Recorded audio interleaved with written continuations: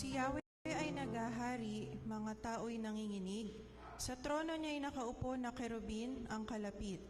Samantalang nasa trono, nanginginig ang daigdig. Dakila ang Panginoon, sa Sion siya ay dakila. Si Yahweh ang naghahari sa lahat ng mga bansa.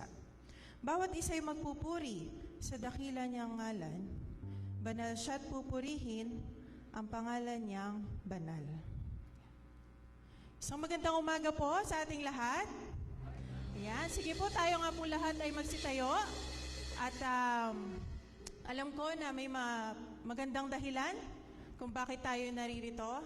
At iyon ay ang papurihan at pasalamatan ng ating Diyos na buhay. Amen? Amen. Amen. Ayan. Sabi nga po sa awit 134:2, kayo'y magtipon sa kanyang templo at siya'y papurihan ng taas kamay. Amen.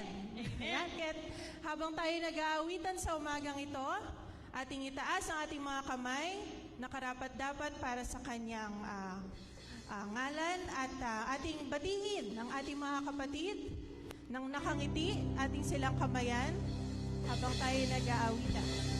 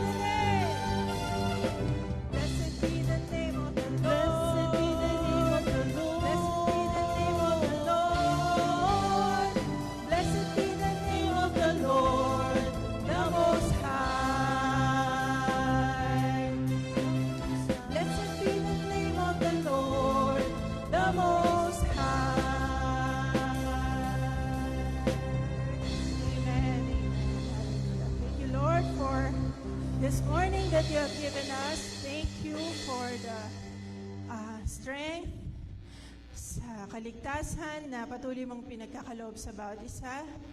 And Heavenly Father, we are gathered here in your presence with open minds and open hearts.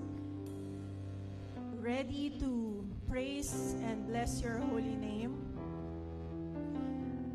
May you bless us this time of worship so that we may be inspired and uplifted by your presence, O Lord.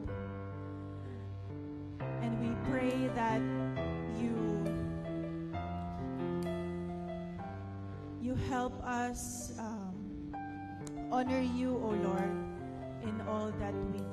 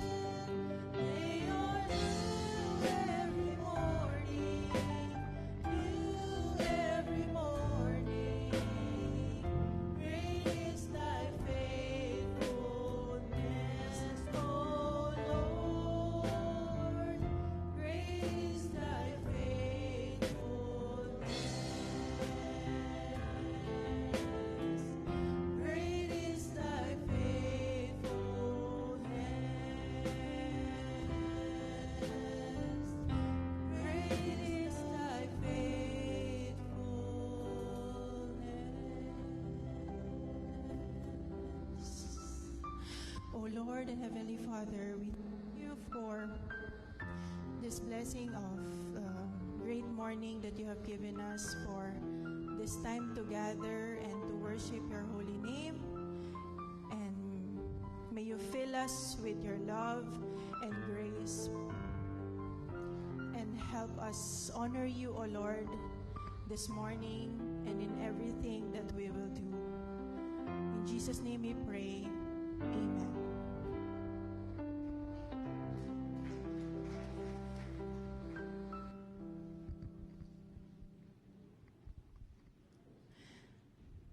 Tayo pong lahat para sa awit ng pagsamba, The Steadfast Love of the Lord.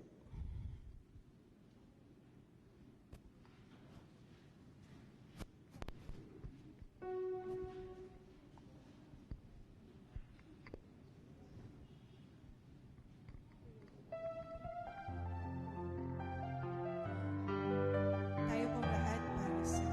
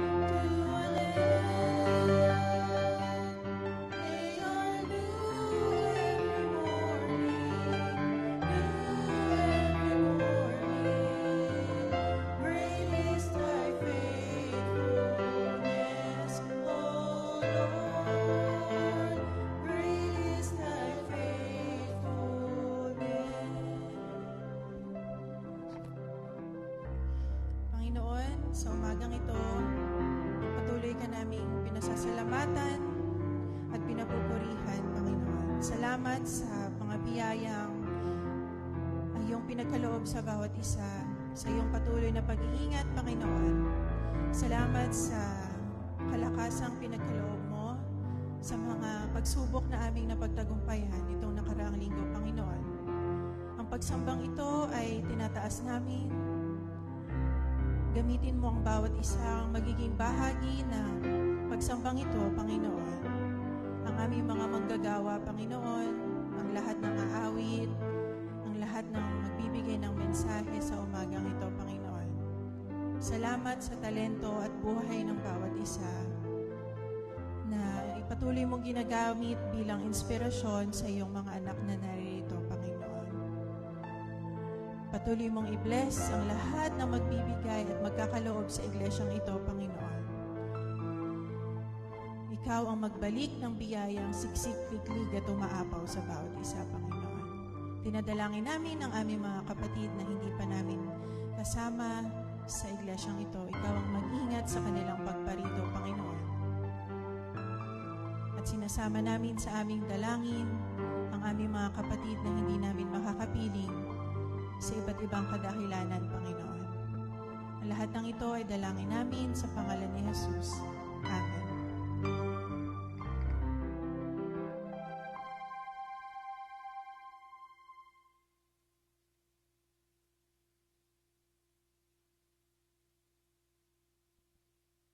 Para po sa ating pagbasang sagutan, buksan po natin ang ating mga Biblia sa Aklat po ng Awit, chapter 80, verses 7 to 15.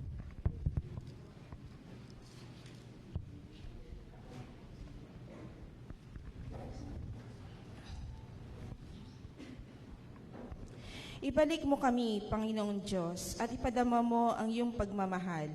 Iligtas mo kami at sa iyong sinag kami ay tanglawan. Mula sa Ehipto, ikaw ay naglabas ng puno ng ubas. Saka itinanim sa lupang dayuhan, matapos ang tao roo'y palayas. Ngunit nilinis mo Muna't pinagyaman ang piniling lugar na pagtataniman. Doon ay nagugat ang buong lupain ay nalaganapan. Nagsanga ang puno, lumagong mabuti at ang kabundukay kanyang naliliman. Mga puno'y sedro'y naliliman, pati ang sangay malabay. Hanggang sa ibayong dagat, ang sangang malabay ninyo'y makaabot.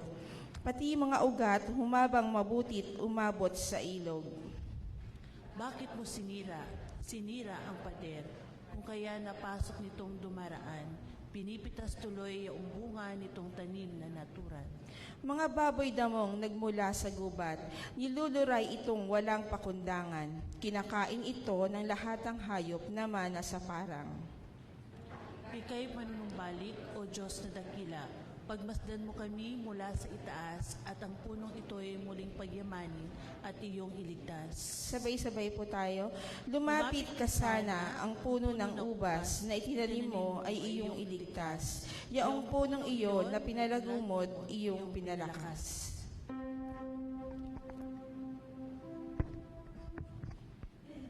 Tinatawagan na po ang lahat ng bata dito sa harap upang maipanalangin.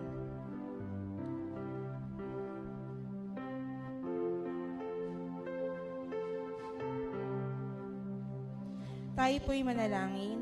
Muli po, Panginoon, nagpapasalamat po kami sa umaga na ito na ipinagkaloob niyo po sa bawat isa sa amin. Salamat sa pagkakataon upang purihin at sambahin ka po, Panginoon Diyos, sa Espiritu at katotohanan. Salamat po muli sa biyaya na ipinagkakaloob niyo po sa amin sa araw-araw, sa biyaya na mga bata na nasa harap po namin sa mga oras na ito. Dalangin po namin, Panginoon, ang mga bata na ito na patuloy niyo po silang ingatan, gabayan, hanggang sa kanilang paglaki. Patuloy niyo rin pong hipuin ang puso ng mga magulang ng mga bata na ito upang patuloy po nilang mailapit ang mga ito sa inyong harapan. Maraming salamat pong muli, Panginoon, at ibinabalik po namin sa inyo ang lahat ng papuri at pasasalamat sa pangalan ni Jesus.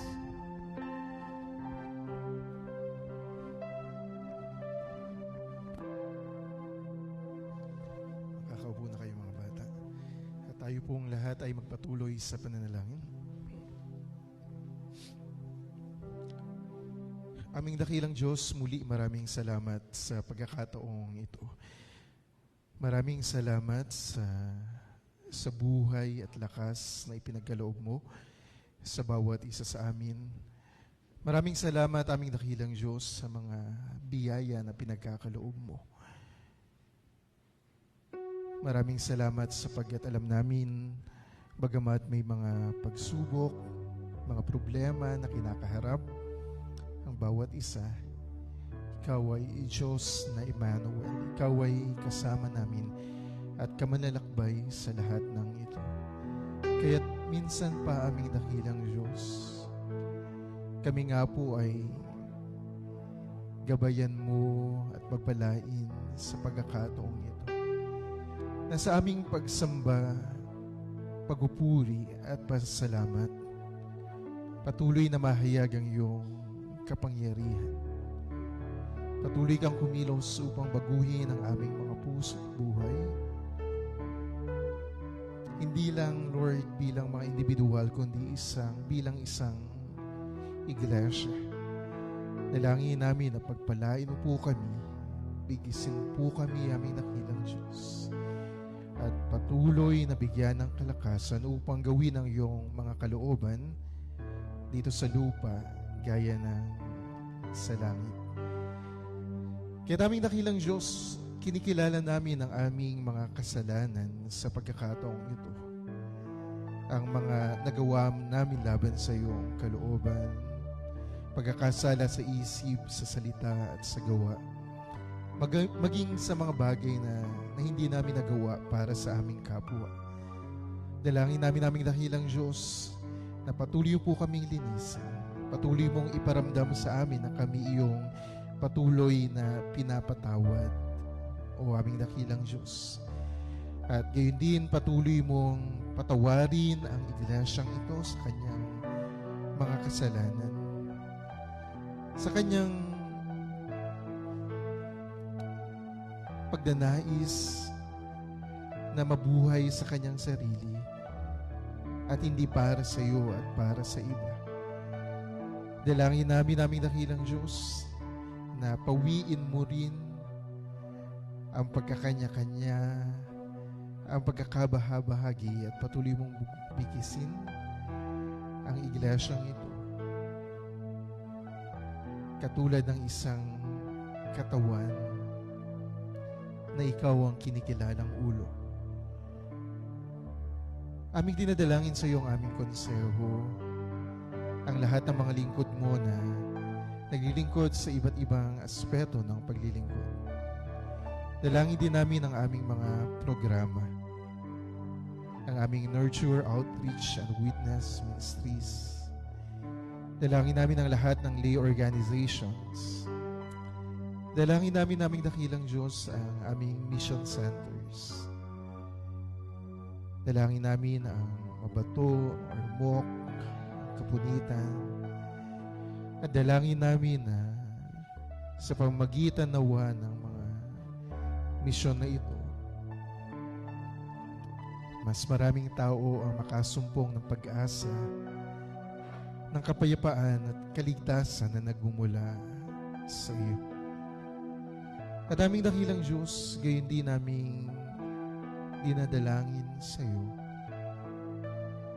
ang gawain ng aming iglesia sa October 27, ang aming evangelistic event, ang aming evangelistic night.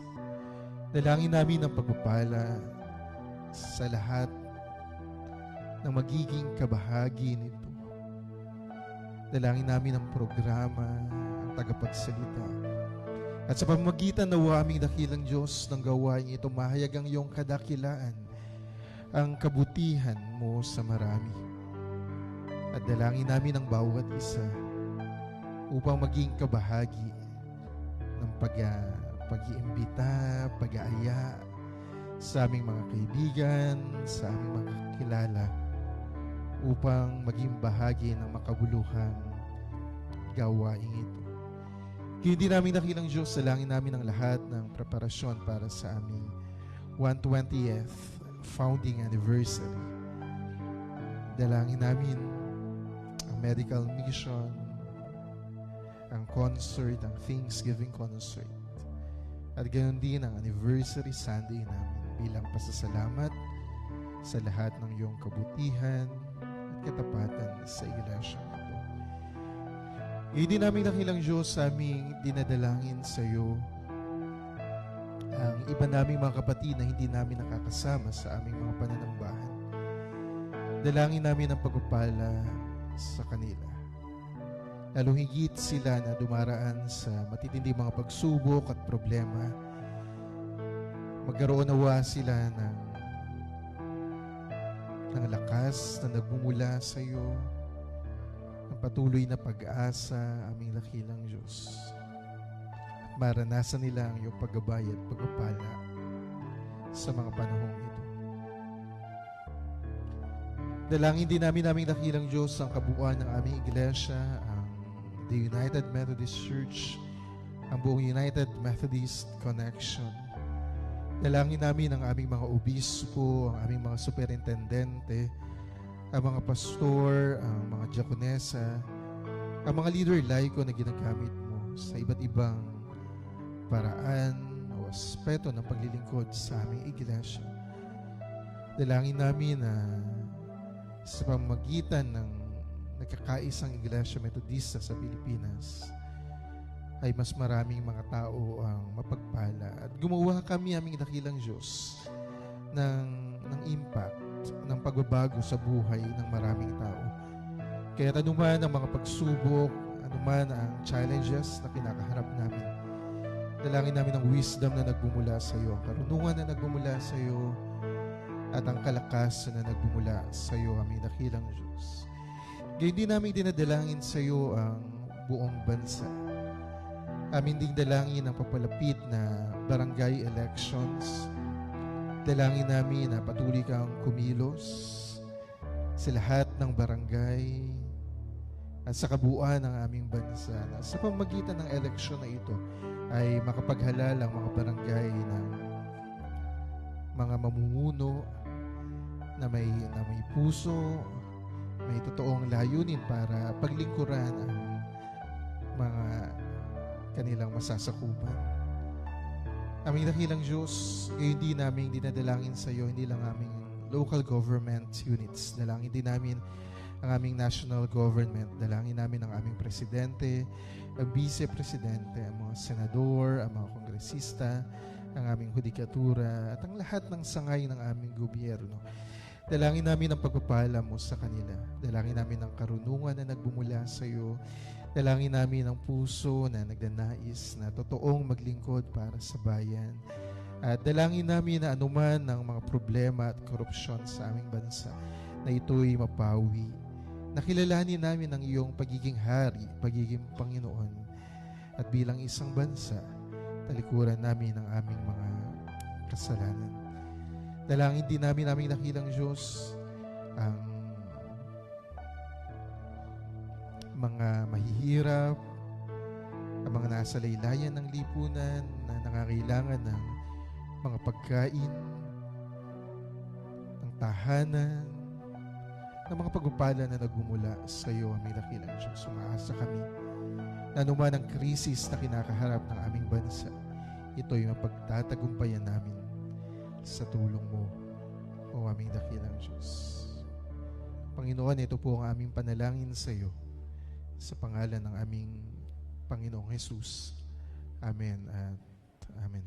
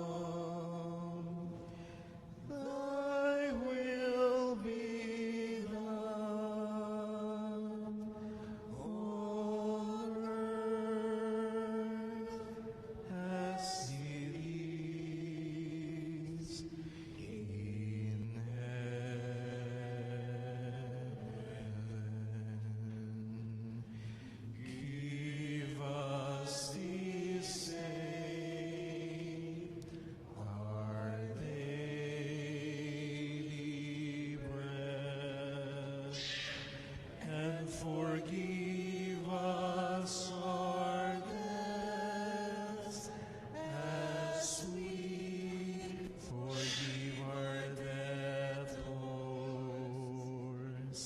And lead us not into temptation, but deliver us from evil.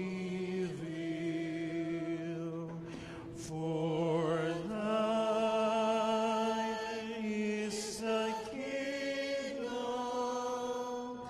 and the power and the glory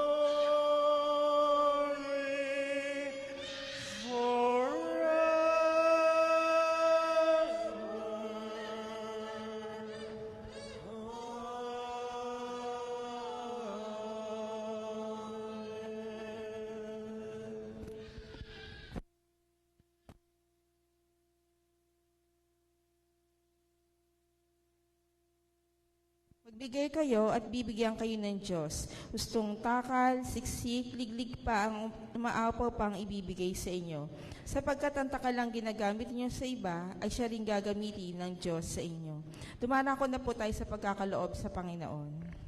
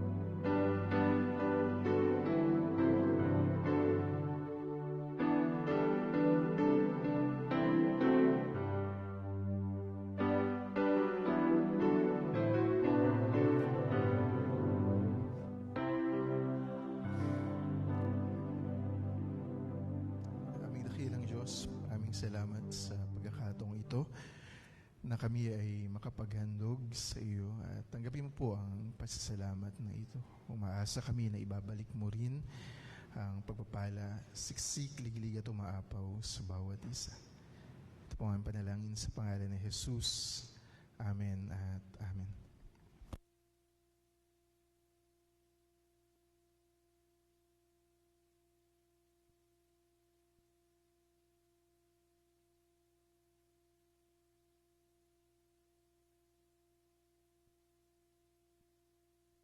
Para po sa pagbasa sa banal na kasulatan, buksan po natin ang ating mga Biblia sa aklat po ng Filipos, chapter 4, verses 4b hanggang 14.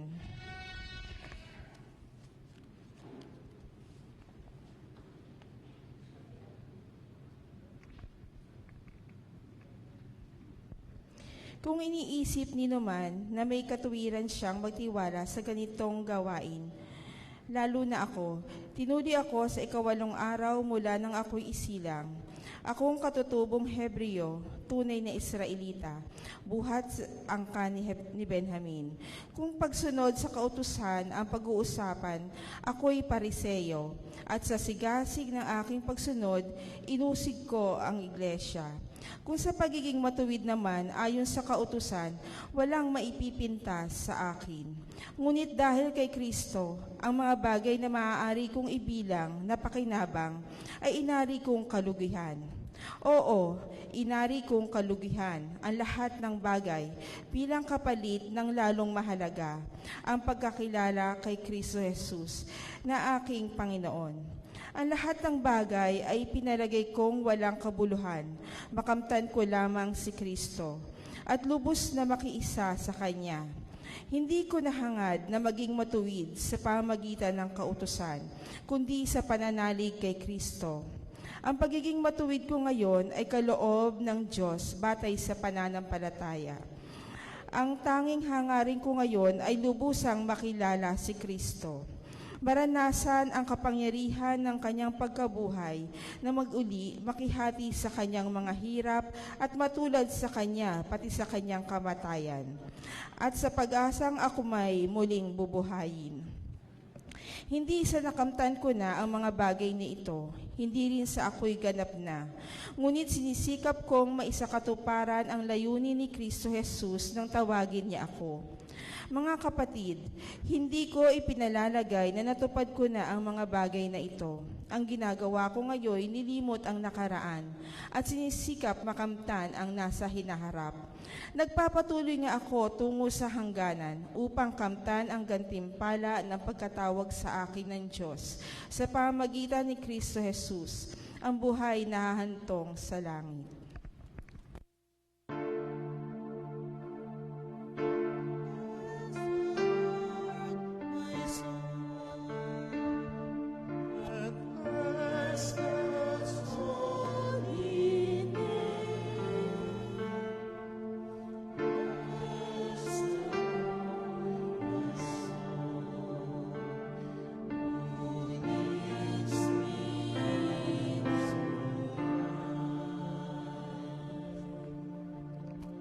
Pakinggan natin ang ebanghelyo ng ating Panginoon ayon sa pagkakasulat ni Mateo, kabanatang 21, mga talatang 33 hanggang 46. Pakinggan ninyo ang isa pang talinghaga. May isang taong nagtanim ng ubas sa kanyang bukid at ito'y binakuran niya. Gumawa siya roon ng pisaan ng ubas at nagtayo ng isang mataas na bantayan. Pagkatapos, kanyang iniwan sa mga kasama ang ubasan at siya'y nagtungo sa isang lupain. Nang dumating ang panahon ng pitasan, pinapunta ng may-ari ng ubasan ang kanyang mga alipin upang kunin sa mga kasama ang kanyang kaparte. Ngunit sinunggaban ng mga kasama ang mga alipin, binugbog nila ang isa, pinatay ang ikalawa at binato naman ang ikatlo. Pinapunta uli ng may-ari ang mas maraming alipin, ngunit gayon din ang ginawa ng mga kasama sa mga ito. Sa kahuli-hulihay, pinapunta niya ang kanyang anak na lalaki. Igagalang nila ang aking anak, wika niya sa sarili.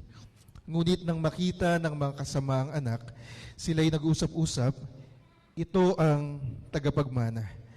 Hali kayo, patayin natin nang mapasa atin ang kanyang mamanahin. Kaya't siya'y sinunggaban nila, inilabas sa ubasan at pinatay. Pagbalik ng may-ari ng ubasan, ano kaya ang gagawin niya sa mga kasamang iyon? Sumagot sila, lilipulin niya ang mga buhong na iyon at paalagaan ng ubasan sa mga kasama na magbibigay sa kanya ng kaparte sa panahon ng pamimitas. Tinanong sila ni Jesus, hindi pa ba ninyo nababasa ang talatang ito sa kasulatan? Ang batong itinakwil ng mga tagapagtayo ng bahay, ang siyang naging batong panukulan, ginawa ito ng Panginoon at ito'y kahanga-hanga. Kaya nga sinasabi ko sa inyo, hindi na kayo ang paghaharian ng Diyos, kundi ang bansang maglilingkod sa Kanya ng tapat. Ang bumagsak sa batong ito ay makakadurog at magkakaluray-luray ang mababagsakan nito. Narinig ng mga punong saserdote at ng mga pariseyo ang mga talinghaga ni Jesus at naunawaan nilang sila ang pinatatamaan niya. Dadakpin sana nila siya, ngunit tatakot sila sa mga tao sapagkat kinikilala ng mga ito na propeta si Jesus. Tayong lahat ay pinagpala sa pagbabasa at pagkarinig ng kanyang mga salita.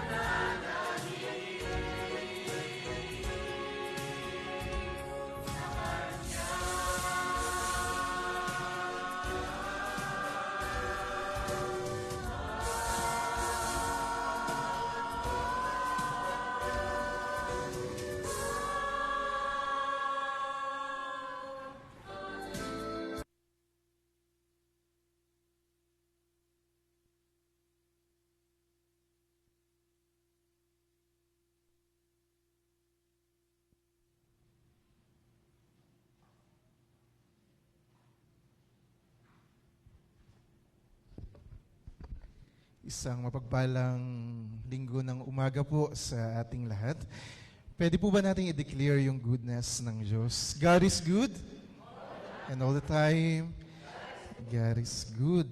Mapalad po tayo, at mabuti yung Diyos sa umagang ito sapagkat may surprise visit yung ating bishop. Una po recognize natin yung presence ng ating bishop. Kasama po si Pastor Sandra B. Kemlani, Pastor Sandra, si Alvin Asi, si Edlin Joy Dairit, si Sam Dairit, si Titus Dairit at si Amaya Dairit. At sa umagang ito po ay tunay na mas mararanasan natin ng biyaya ng Diyos sapagkat ipapahayag po ng ating bishop yung mensahe na nagmumula sa kanya. Muli po, i-welcome po natin ang ating Manila Episcopal Area Bishop, Bishop Rubinil Estrella.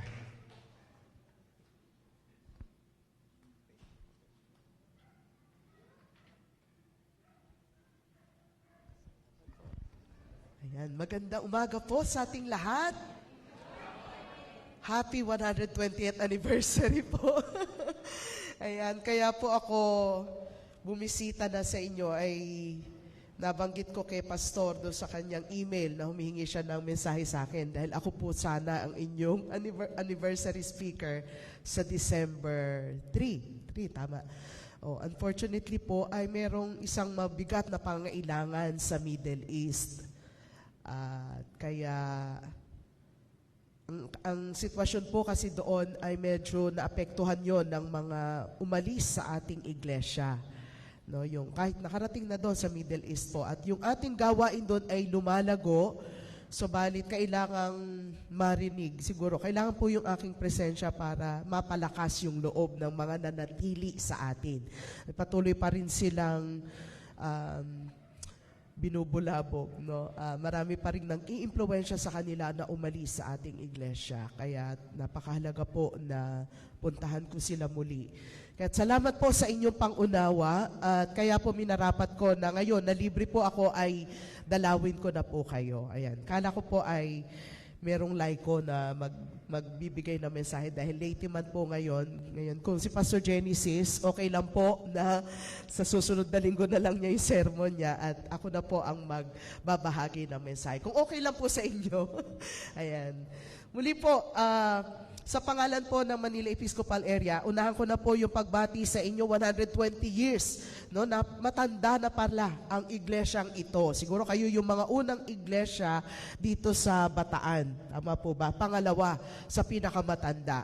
At dahil kayo po ay matagal na iglesia, umaasa tayo na patuloy na gagamitin ang Orion United Methodist Church ng Panginoon upang maging instrumento ng patuloy na paglawig ng kaharian ng Diyos sa dakong ito ng Bataan. Hindi lang sa Orion, kundi sa buong Bataan at sa West Middle Philippines Annual Conference. Kaya dalangin ko po ang inyong matagumpay na pagdiriwang. Tagal ng celebration. Ngayon pa lang meron ng mga gawain. Kaya ayun po, talagang napakalaking pagdiriwang ang 120 years of God's faithfulness in the history of Orion United Methodist Church. Sumandali po tayo muko at tayo po ay manalangin. Pinupuri ka namin at tinadakila aming Panginoon sa pagkakataong ito na kami nagkasama-sama upang patuloy na magpalakasan, magsuportahan. Sama-sama kami, Panginoon, na dumudulog sa iyo, na patuloy mong ipahayag ang iyong banal na mensahe sa pamagitan ng aming sama-samang pagbubulay-bulay mula sa iyong banal na salita. Nawa makatagpo kami ng panibagong kalakasan, inspirasyon at karunungan sa aming patuloy na pagsunod at paglilingkod sa iyo. Sa pangalan po ni Jesus na aming Panginoon at tagapagligtas. Amen. Nais ko pong gamitin yung sulat ni San Pablo sa mga taga-Pilipos na batayan ng ating pagbubulay-bulay. Pero bago po yun, ay nais ko ibahagi yung isang kwento tungkol sa 10 Kristiyano. Ayan. Dahil po kayo ay isang iglesia, alam ko po pagka 120 years na marami ng pinagdaanan No, maraming mga hamon na pinagtagumpayan na inyong kinaharap sa loob ng 120 taon. Pero itong kwentong ito ng 10 Kristiyano ay kapahayagan lang ng realidad sa anumang iglesia lokal. Sabi nung tula, 10 mga Kristiyano nasa loob ng kapilya, umayaw sa pastor, yung isa, 9 na lang ang natira. 9 na Kristiyano, dahil magdamag nagtrabaho, yung isang tinanghali ng gising, kaya naiwan, kaya natira ay 8. 8 Kristiyano sa fellowship ang punta, yung isa na hikayat ng mundo, kaya naiwan, 7 na. 7 Kristiyano para mga ibon na pagkanta, kaso di nagustuhan yung music nung isa, tuloy 6 na lang sila. 6 na Kristiyano, buhay na buhay ang pagsasama, nawala ng gana ang isa, ang natira, 5. 5 Kristiyano, tulog-tulog sa paghatak papuntang Pampang, nagpahinga ang isa, kaya 4 na lang. 4 na Kristiyano para bubuyog sa kasipagan, nagtampo ang isa, 3 na lang ang naiwan. May nagtatampo po ba dito? Lagi ko sinasabi dito sa parte na to, ang mga metodista, hindi tampurista. Amen po ba? Mahina. Tayo magtatampo. Kaya iyan po yung ating mensahe mamaya. Nasa na? Ilan na lang yung natira? 3 na lang. 3 Kristiyano naguguluhan at nalilito na, sumama pa sa nakararami yung natira, kaya yung isa, kaya natira, 2. Yun, madaling sumama na lang doon sa nakararami. Pero 2 Kristiyano natapos sa sana ang kwento, nagkasalungatan pa. Kaya ayan, meron na lang isa. Isang Kristiyano parang walang magagawa, nag-akay ng isang kaibigan kay Kristo. Ngayon, meron ng 2. 4 na tapat na Kristiyano, 2 masigasig na Kristiyano, nag-akay pa ng tig-1. Nadoble ang mga Kristiyano, kaya 4 na sila. 4 na tapat na Kristiyano, araw-gabi nagtrabaho. Bawat isa nakapag-akay pa rin, kaya naging 8. 8. Magaling kayo sa multiplication. Multiplication ba to? 8 masigasig na Kristiyano, kung gaya nito mag-aakay lahat kada linggo, 7 linggo lang, dadami sila ng hindi lang. 1,024. Mahirap kasi i-compute. Exponential yung growth.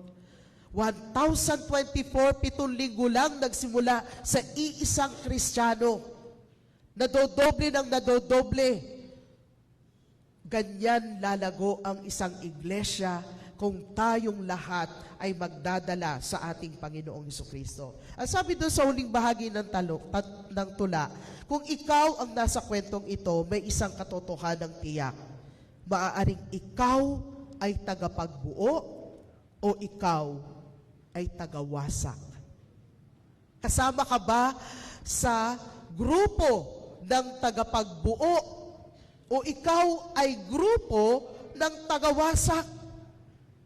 Kung tayo po ay 120 taon na iglesia, ako po'y naniniwala na lahat tayo ay bahagi ng grupo ng tagapagbuo. Amen? Ngayon, kung meron pong mga wala dito kasi walang nakaupo, hanapin natin at ibalik saan man sila, baka nagtampo. Ayan. Tunay nga po na napakabuti ng Panginoon sa atin. Amen. Sa Orion United Methodist Church, sapagkat patuloy na kumikilos ang Diyos sa ating kalagitnaan. Meron pong isang writer na ang sabi niya, si Richard Blackaby, gusto ko yung maliit na libro niya na Unlimiting God. Ano ang tanong niya? In a world so desperate for strong Christian leaders in churches, business, politics, medicine, education, and other fields, why is there such a woeful shortage of people who are making an impact for God's kingdom? Is it that God cannot raise up more of His followers to achieve greater heights? Dahil ano po ngayon, buwan ng mga laiko, Laity Month. Tinatanong ni Richard Blackaby, bakit parang kitang-kita na kulang ang mga Kristiyanong mga leaders sa loob sa mundo, no, sa pamayanan.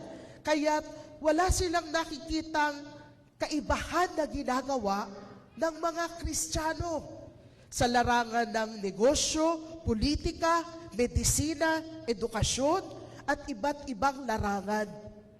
Ito ba'y dahil walang kakayahan ng ating Diyos na magpahayo ng mga Kristiyano na gagawa ng kaibahan at pagbabago sa ating lipunan? Pero tinugon din po niya yan. Ang tugon niya, I believe it's because too many Christians have become satisfied with where they are right now. Ito po yung masakit na katotohanan na kalagayan ng maraming mananampalataya. Nasisiyahan na sila sa kalagayan ng kanilang buhay espiritual. Komportable na sila. Tinamad na. Ayaw na nilang mahirapan pa. Ang pagkakaalam nila, narating na nila ang kanilang potensyal. Ganap na ang kanilang pagkakristyano. Nalimutan nila na ang ating buhay espiritual ay isang paglalakbay pananampalataya. We are on a journey. Tayo mga mananampalataya. They stop obeying, ang sabi, so they quit growing. They quit growing and the world has gone wanting. Tumigil na sila sa pagsunod sa Diyos, kung kaya tuminto na sila sa paglago. Meron po akong narinig na isang matanda na ayaw umattend na Sunday school. No, may Sunday school kayo dito naman, pastor, no? Ayaw niya umattend na Sunday school. Ang sabi niya doon sa pastor, nung hinahamon siya ng pastor na mag-Sunday school, Pastor, graduate na ako dyan. Sa Sunday school, graduate. Wala pong guro mag-graduate sa Sunday school, di po ba? Hindi tayo humihinto sa ating paglago. Sa sandaling tumigil tayo sa paglago, unti-unti tayong nahuhulog sa bitag ng kaaway, naliligaw, naghihina at nagkakasala. Kaya yung mga Kristiyano na umalis doon sa iglesia, tumigil na sila sa paglago. Kaya nahulog na sila, lahat ng nakikita nila, nagiging dahilan upang umalis sila sa iglesia. Ang paglago sa pananampalataya ay habang buhay na proseso. The Christian growth is a lifelong process. We keep moving forward. Kaya yung awit na onward Christian soldiers. Di ba? Onward. Patuloy. Abante ang paglakad. Kaya doon sa atin pong pagbubulay-bulayan ngayon, may 3 prinsipyo na dapat nating sundin upang tayo ay makapagpatuloy sa paglago ng ating pananampalataya. Ayon kay Apostol Pablo sa kanyang sulat sa mga taga-Pilipos. Doon sa verse 12, sabi niya, hindi sa nakamtan ko na ang mga bagay na ito, hindi rin sa ako'y ganap na. Ngunit sinisikap kong maisakatuparan ng layunin ni Kristo Jesus nang tawagin niya ako. Sino ba itong si Apostol Pablo? No? Pero siya mismo sinasabi niya, hindi sa nakamtan ko na ang lahat ng ito. Kaya yung unang prinsipyo na kailangan nating patuloy na itanim sa ating puso at isipan, yung attitude of moving forward from the past. Nililimot ang nakaraan. Ang sabi, yung katanong ko kanina is, sino ba si Pablo? Bakit niya sinasabi na siya ay hindi pa ganap? Doon sa Philippians 3:5-7, sabi niya, tinuli siya sa ikawalong araw mula ng isilang. Siya isang katutubong Hebreo, tunay na Israelita mula sa angkan ni Benjamin, isang Pariseyo at masigasig sa pag-uusig sa iglesia. Ngunit dahil kay Kristo, ang mga bagay na maaari kong ibilang na pakinabang ay inari kong kalugihan. Yan. Kung napakaganda ng inyong credentials, tayo ay mabuting Kristiyano at di bininyagan tayo sa iglesyang ito. Yung aking mga ninuno, ang pundador ng iglesyang ito, mga council chairperson, mataas ang tungkulin ko. Masipag ako sa pagganap sa lahat ng mga gawain ng iglesia. Masigit yung credentials ni Apostol Pablo. Subalit ang sinabi niya, lahat ng ito ay kalugihan para sa kanya. Sabi niya, walang saysay para kay Pablo, kanyang credentials bilang isang Hudyo. Hindi gaya ng mga Pariseo at Skriba na iniingatan at pinagmamalaki ang kanilang mataas na estado sa pagsunod sa napakaraming kautusan bilang Hudyo. Hindi ipinagmamalaki ni Apostol Pablo yon. Wala po tayong maipagmamalaki sa harapan ng Diyos. No, tayo'y makasalanan. So ano ang kailangan nating kalimutan? Una, what we have done for God. What we have given, magkano ba yung na-donate na natin sa simbahan? Kalimutan na po natin yon. Yung mga nakaraan na mga ginawa natin para sa iglesia. Yung maraming mga kaluluwa na nadala natin sa paanan ng Panginoon, hindi po natin pinagmamalaki yan. Sapagkat lahat ng ito, ginawa natin para sa Panginoon. Amen? Kaya't kalimutan na natin yun. Kasi pag lagi nating inaalaala, lagi nating nililitanya, wala po tayong pagkakaiba doon sa eskriba na nanalangin sa templo. Diba? Mabuti na lang ako, Panginoon, ako ay isang matapat na Hudyo. Nagiging mapagmataas tayo sa harapan ng Diyos. Kaya kalimutan na natin. Katulad ni Apostol Pablo, ituring natin ito na kalugihan. Ano pa yung kailangan nating kalimutan? The sins that the Lord has forgiven and other burdens that hold us back from moving on. Ano ba yung mga kasalanan natin nung nakaraan? Alam niyo, ang ginagawa ng kaaway para tayo ay hindi maka-move on ay ipinapaalala sa atin, naku, ganito ka noon, nung hindi ka pa Kristiyano, kaya ganito ka pa rin hanggang ngayon. Kalimutan na natin yung kung ito ay pinatawad na ng ating Panginoon, ibaon na po natin ito sa limot. Dahil ito ay hinugasan na ng dugo ng ating Panginoon. Amen? Yung isa pa na mga problema natin, no, hindi lang yung mga kasalanan, yung mga nagkasala sa atin. Ayan. Minsan, hindi tayo makapagpatawad. Hanggang ngayon, hindi pa rin natin nakakalimutan yung mga atraso sa atin nung unang panahon na tayo'y masyadong nasaktan. O, sasabihin natin, pinatawad ko naman na siya, kaya lang hindi ko pa makalimutan yung ginawa niya. At iyon ang pumipigil sa atin upang tayo'y lubos na magamit ng Panginoon. Sabi ng Panginoon, kung hindi tayo magpapatawad, paano tayo papatawarin ng ating Diyos? Upang tayo ay makapagpatuloy sa ating paglago at magamit tayo bilang mga lingkod ng ating Panginoon, kailangan nating kalimutan ang lahat ng iyon. Ano pa? Yung ating mga kahinaan, yung ating mga kabiguan sa nakaraan. Minsan, mahirap nating patawarin yung sarili natin. Di ba? Doon sa mga nagawa natin sa nakaraan. Subalit kung lahat ng ito ay pinagkatiwala na natin sa Panginoon, kalimutan na po natin yon. Moving forward from the past. Ikalawa, ang sabi ni Apostol Pablo, sinisikap niyang makamtan ang hinaharap. This is an attitude of moving forward toward the future. Sabi sa verse 10, ang tanging hangarin ko ngayon ay lubusang makilala si Kristo.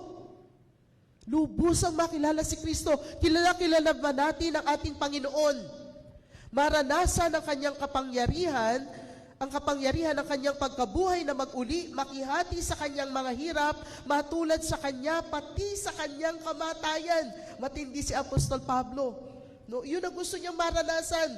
Maging yung kanyang hirap. Makihati sa kanyang hirap. Gusto yung bawa natin yun. Siyempre, ayaw nating mapako sa krus, bagamat wala ng ganon. Pero, merong mga tao na ipinapako pa rin sa krus hanggang ngayon. No? Hindi ko naman po sinasabi na kami pong mga obispo sa dami ng mga kaso namin para kami pinapako sa krus. Hindi po. Dahil napakakatiting pa lang yung hirap na ating pinagdaraanan, yung mga pag-uusig, kung meron man na ating pinagdaraanan sa ating panahon ngayon sa nangyari at naranasan ng ating Panginoon. Kahit yung ating mga sakripisyo na gaano man ito kalaki o kabigat, sana ay magpakilala sa atin sa higit na kagandahang loob at katapatan ng ating Diyos. ng ating Panginoong Hesukristo. Ang sabi pa niyan ni Apostol Pablo doon sa bandang huli, matulad sa Kanya, pati sa Kanyang kamatayan. Doon sa verse 11, sa pag-asang ako may muling bubuhayin niya muli. Doon po sa unang Korinto, kabanatang 9, talatang 24, ang sabi, alam ninyo na ang mga kasali sa takbuhan ay tumatakbong lahat, ngunit isa lamang nagkakamit ng gantimpala. Kaya pagbutihin ninyo ang pagtakbo upang kamtan ninyo ang gantimpala.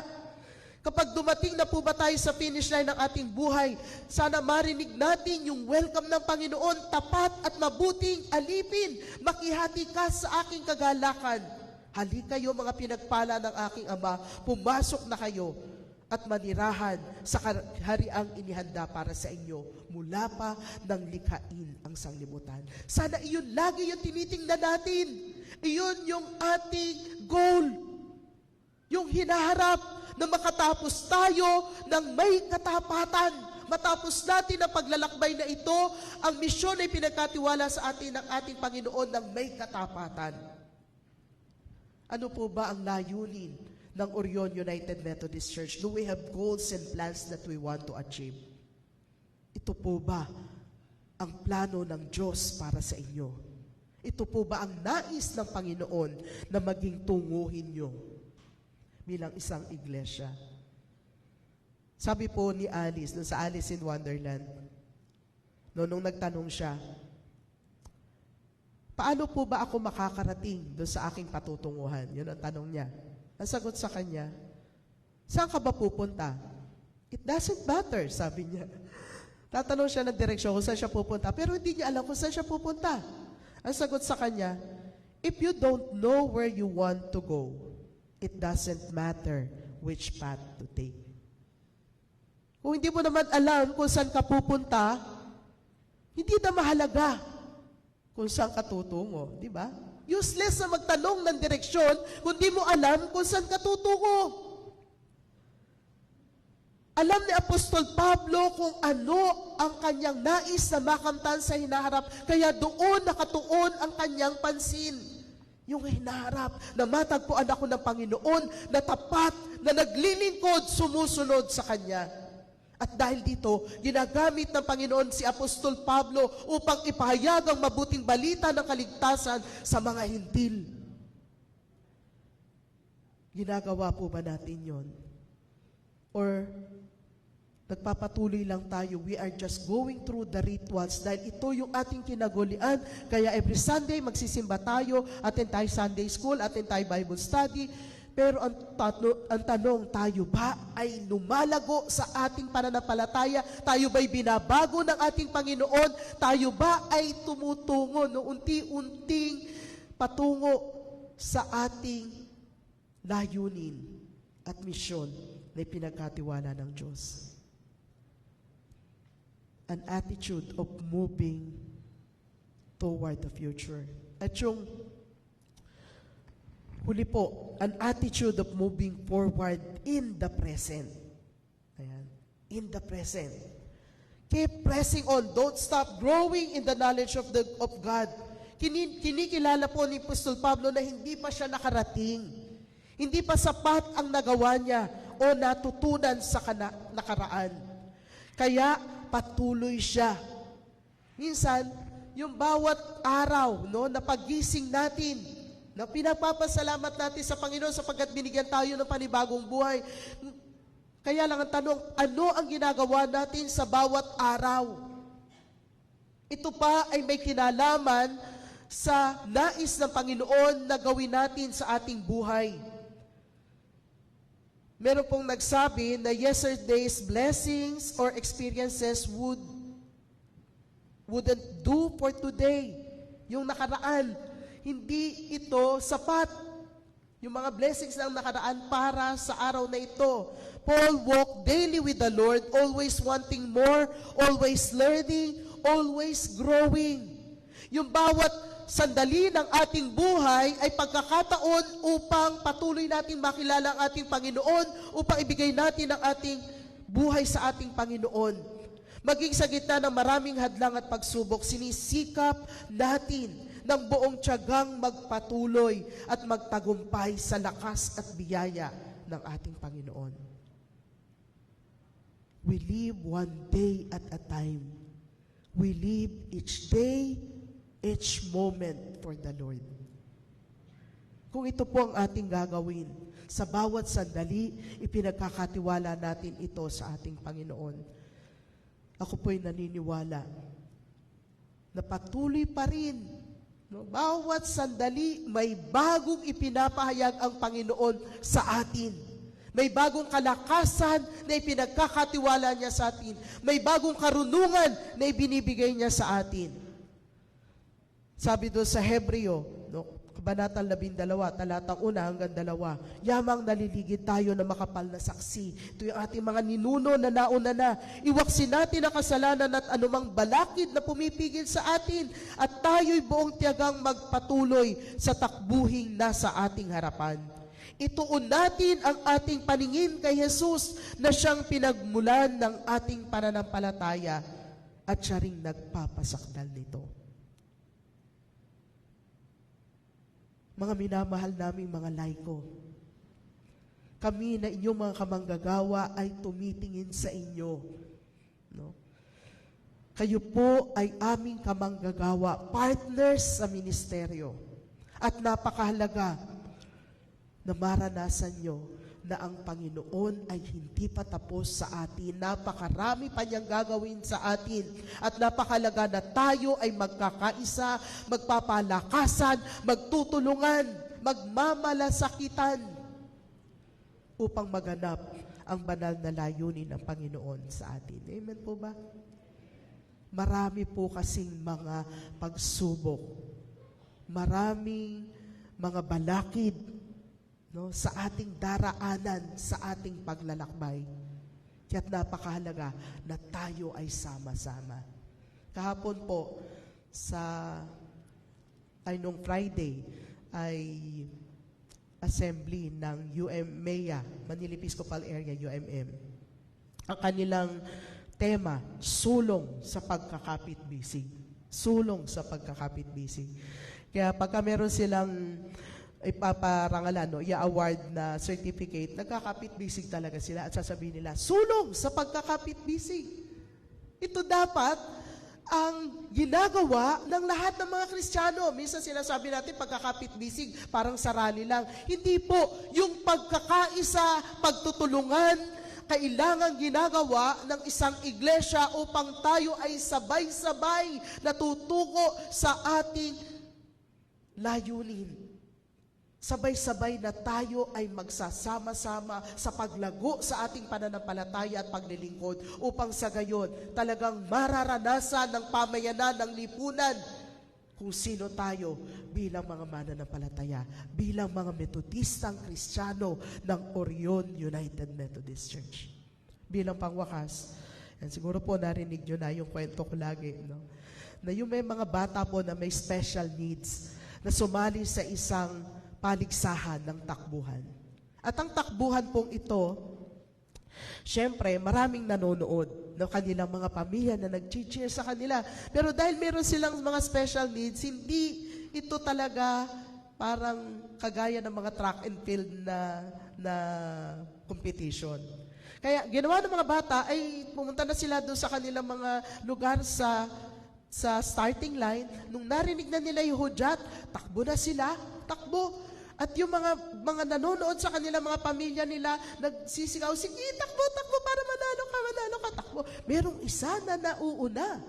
Ang problema, nung medyo malayo na siya, marami din na nauna, doon sa likod, meron siya narinig na umiyak, nadapa.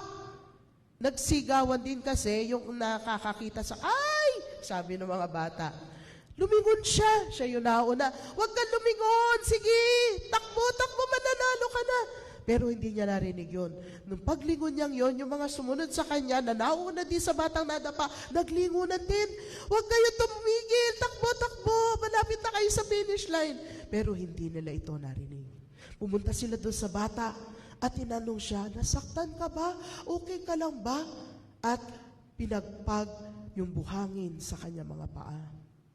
No, sabi niya, okay na ako. Pinahiran yung luha ng bata. At itinayo siya ng kanyang mga kalaban. Okay na ako. Takbo na, sige na, pwede na kayo manalo. Pero nagulat sila, nakita nila ang mga bata, naghawa kamay. At sabay-sabay silang tumakbo papuntang finish line. Manghang-mangha ang mga nanonood, palakpakan sila. Hindi nila sukat akalain na itong mga batang ito, alam nila kung paano magtulungan, magmalasakitan, walang kompetensya, sabay-sabay na nakarating sa finish line. Nagkapit-bisig sila. Ganito po ang nais ng Panginoon sa kanyang iglesia. Hindi tayo nagsisiraan. Hindi natin patuloy na inaala-ala yung nakaraan. Ang ating tanawin at ang ating pansin nakatuon sa ating Panginoon na magpapasakdal ng ating pananampalataya. Gusto ng Panginoon na gamitin tayo. Subalit ang tanong, handa po ba tayo na magpagamit sa Panginoon? Handa ba tayo magsakripisyo para sa Panginoon? Sa pangalan ng Ama, ng Anak, at ng Banal na Espiritu. Amen.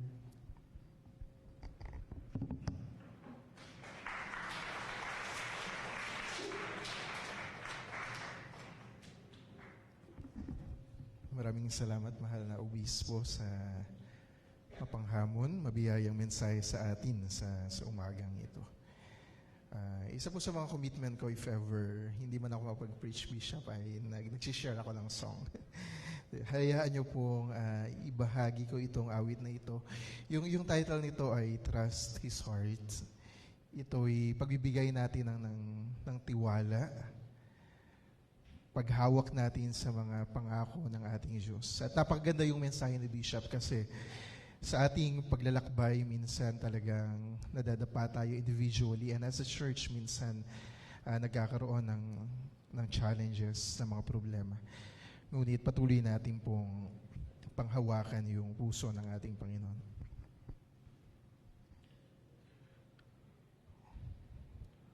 All things work for our good, though sometimes we don't see how they could. Struggles that break our hearts in two, sometimes blind us to the truth. Our Father knows what's best for us.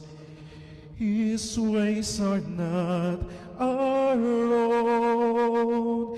So when your pathway grows dim and you just can't see Him, remember you're never alone. God is too wise to be mistaken. God is too good to be unkind. So when you don't understand, when you don't see His plan, when you can't raise His hand, trust His heart.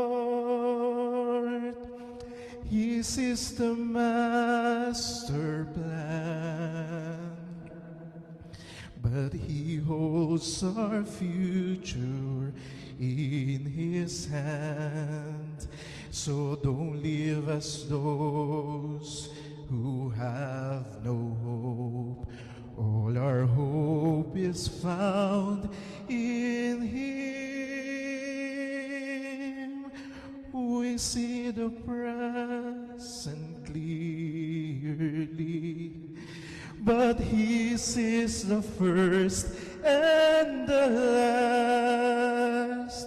And like a tapestry is weaving you and me to someday be just like Him.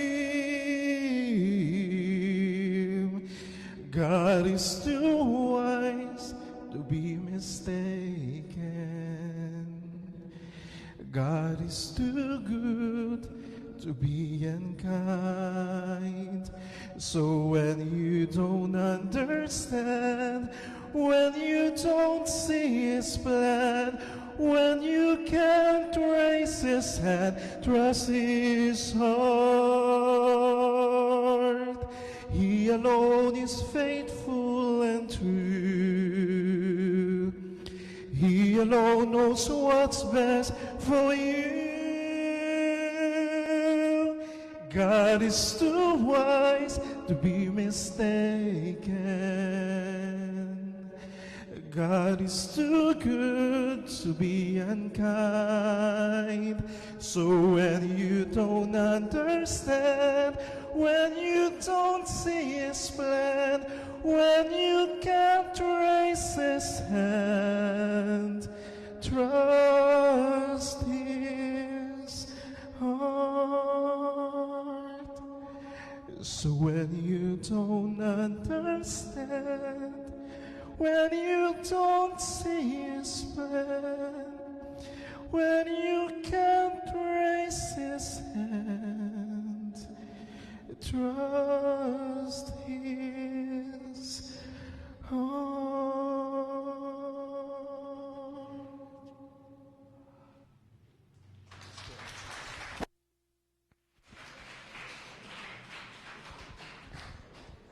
Para po sa ating awit ng pagtatalaga at paghahandog, awitin po natin ang Take My Life and Let It Be. Kasunod po nito ang ating paghahandog ng ikapu sa ating Panginoon.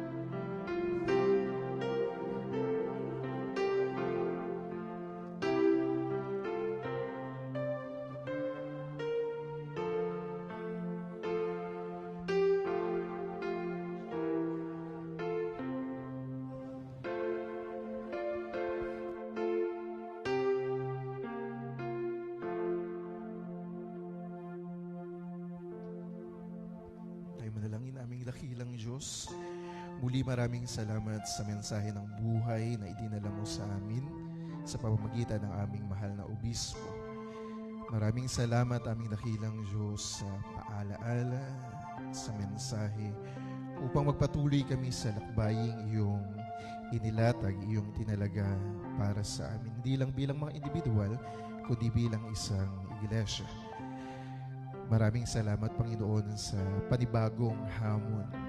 Panibagong mga pangitain na pinapakita mo sa Orion United Methodist Church. Alam namin na patuloy kang ikilos at gagawa sa iglesyang ito upang mabago ayon sa iyong dakilang layunin at kami, Panginoon, ay masumpungan mo na nagtatapat hanggang wakas.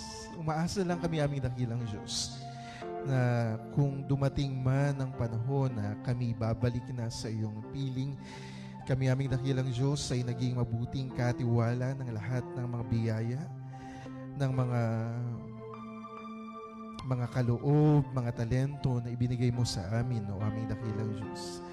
At dalangin namin na ang iglesyang ito ay patuloy na maging daluyan ng iyong pag-ibig, ng iyong pagpapala, upang kaming lahat ay magsuportahan, magpalakasan, at kaming lahat, aming dakilang Diyos, ay gamitin mo upang ipahayag pa ang iyong mensahe ng pag-asa at kaligtasan para sa lahat.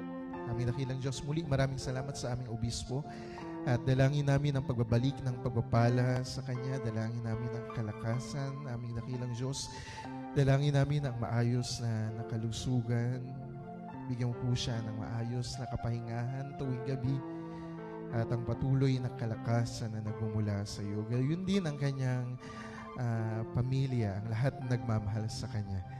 Maging ang kanyang staff sa office, Lord, at ang lahat ng superintendente, lahat ng mga pastor at diakonesa. Nakaisa niya na nagsusulong ng iyong layunin sa aming mahal na iglesia. Aming dakilang Diyos, patuloy mong pagpalain ang Manila Episcopal Area at ang buong United Methodist Connection. Alam namin na sa iyong paggabay at pagpapala, malalagpasan namin ang lahat ng pagsubok na nasa aming harapan. Aming dakilang Diyos, aming patuloy na dinadalangin sa iyo ang mga ministeryo ng aming iglesia, ang aming Sunday School, ang aming membership, confirmation classes.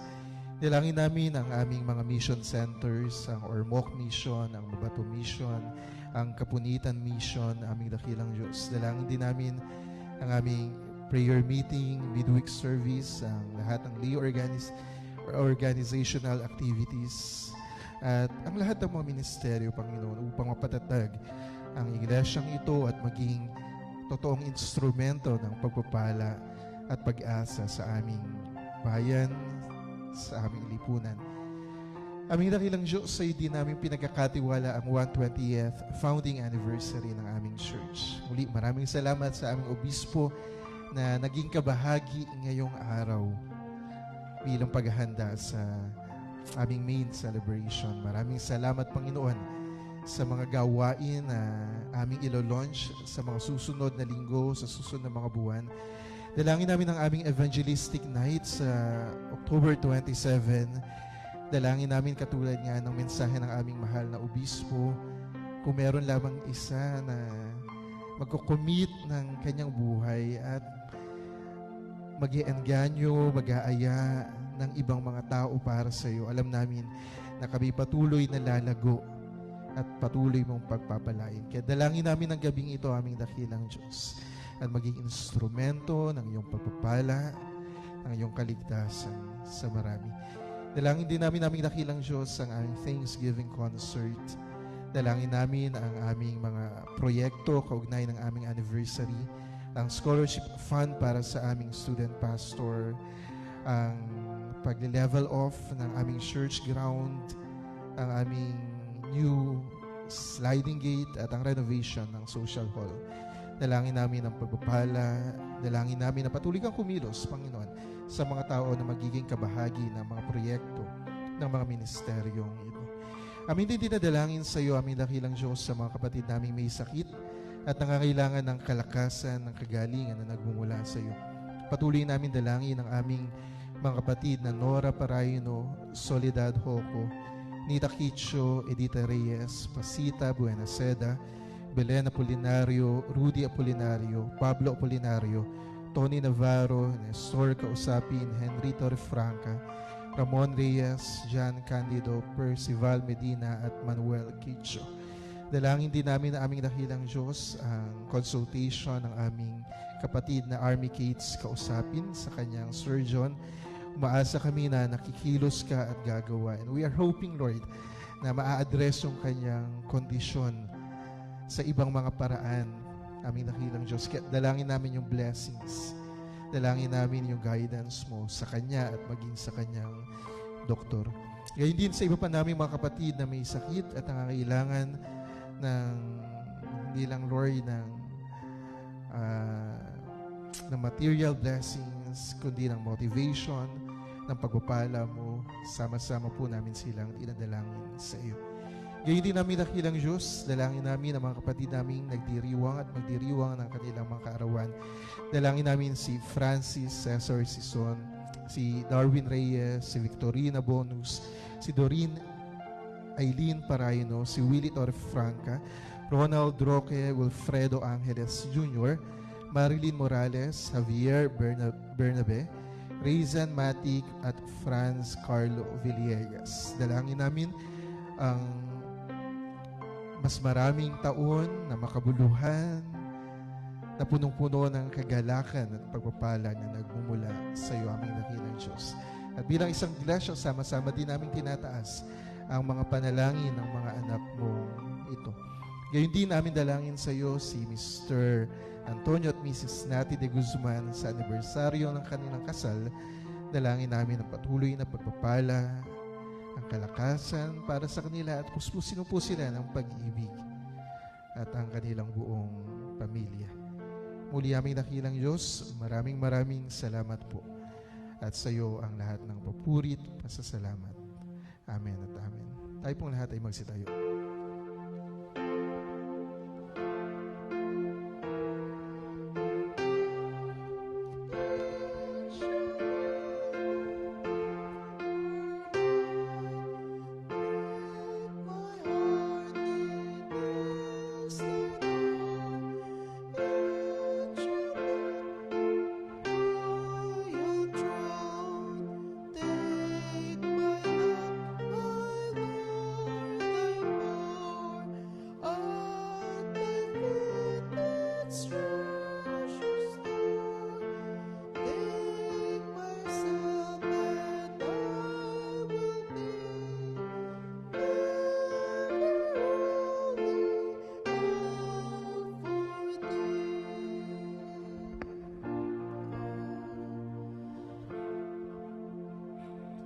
At ngayon ay tanggapin natin na masaganang pagpapala ng ating Diyos ang mga makapangyarihan sa lahat, ang pag-ibig at pagliligtas ng ating Panginoong Jesucristo, ang pakikipisan ng lawat kaaliwan ng banal na Espiritu mula ngayon at magpasawalang hanggan.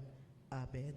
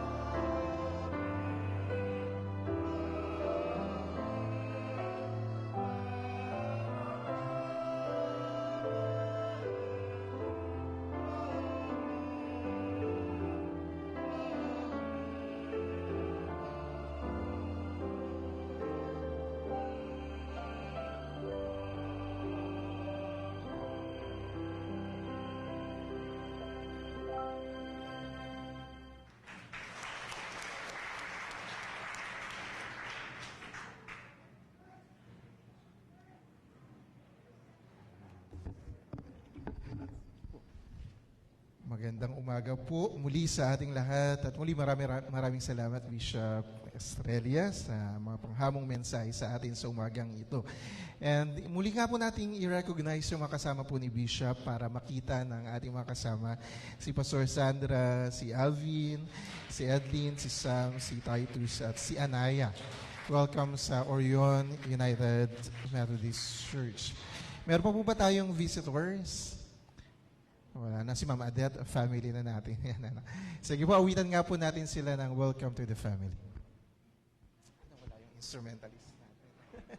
Sige, habang inintay natin yung instrumentalist natin, may announcement po from our council chair. Magkakaroon po tayo ng picture taking. Kaya in-invite po kayo, wag muna kayong umalis habang nandito po yung ating bishop, para maisama pa rin po natin sa ating souvenir magazine. So magstay tayo for a while, at mag-picture taking tayo with our bishop. Sige pa, witin po natin yung Welcome to the Family.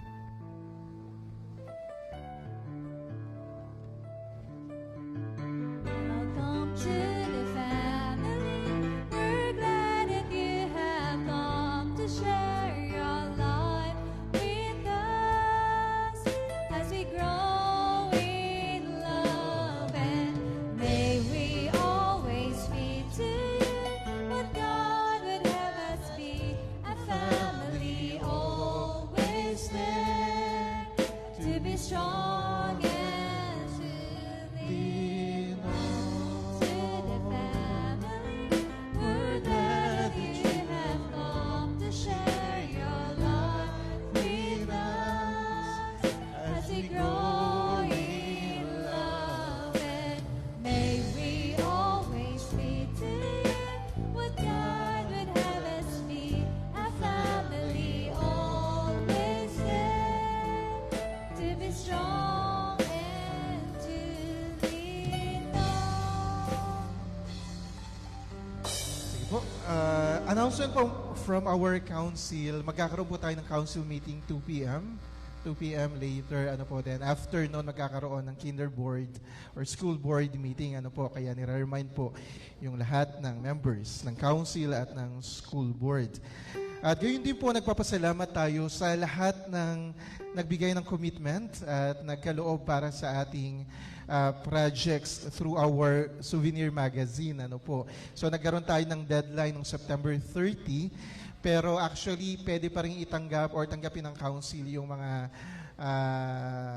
commitments nyo hanggat hindi pa napiprint.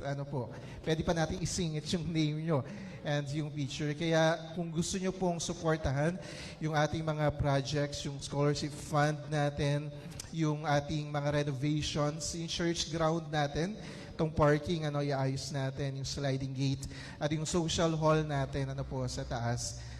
Gusto rin kasi natin magamit ito sa 39th annual conference session. Dito po gagawin po, Bishop, yung annual conference sa susunod na taon. So, sa parating na annual conference session. Kaya po, ayun po, ipag-campaign po natin ito at sana marami pang makasuporta sa ating mga ministeryong ito. Sige po, tawagan po natin yung ating deaconess para sa iba pang mga pahayag.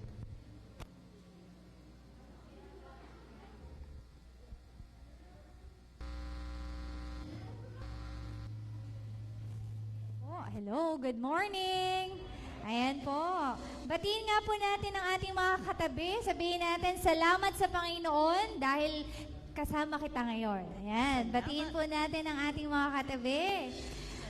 Salamat sa Panginoon. At kasama kita ngayon. Dahil kasama kita ngayon. Ayan po. At batiin natin ang ating mga kapatid na magdiriwang ng kanilang na kanilang birthday sa linggong ito. Banggitin ko lamang po sina kapatid na Francis Cesar Sison, Darwin Reyes, Victorina Bonus, Doreen Aileen Paraino, Willie Torre Franca, Ronald Roque, Wilfredo Angeles Jr., Marilyn Morales, Javier Bernabe, Raisin Matic at si kapatid na Franz Carlo Villegas.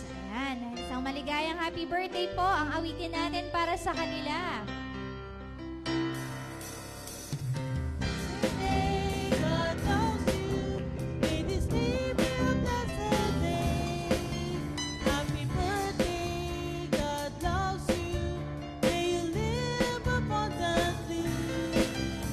Happy birthday, God loves you. May you walk all His ways. Happy birthday, God loves you. May you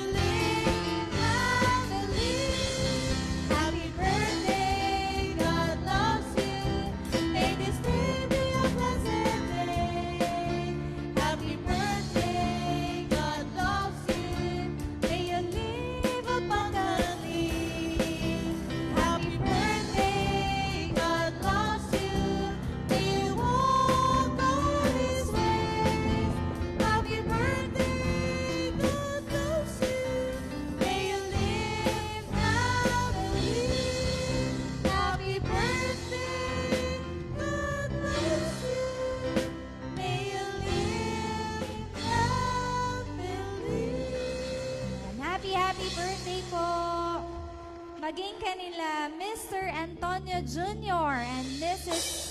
Nate de Guzman na magdiriwang ng kanilang wedding anniversary sa October 12. Awitan natin sila ng Love, Love, Love. Love, love, love, let this burn between you. Love, love, love, bring and always bless you. Love, love, love. Happy anniversary to you. Love, love, love, let this burn between you. Love, love, love, bring and always bless you. Love, love, love. Happy anniversary to you. Happy anniversary to you. Ayan, happy anniversary po. Ayan po, after po ng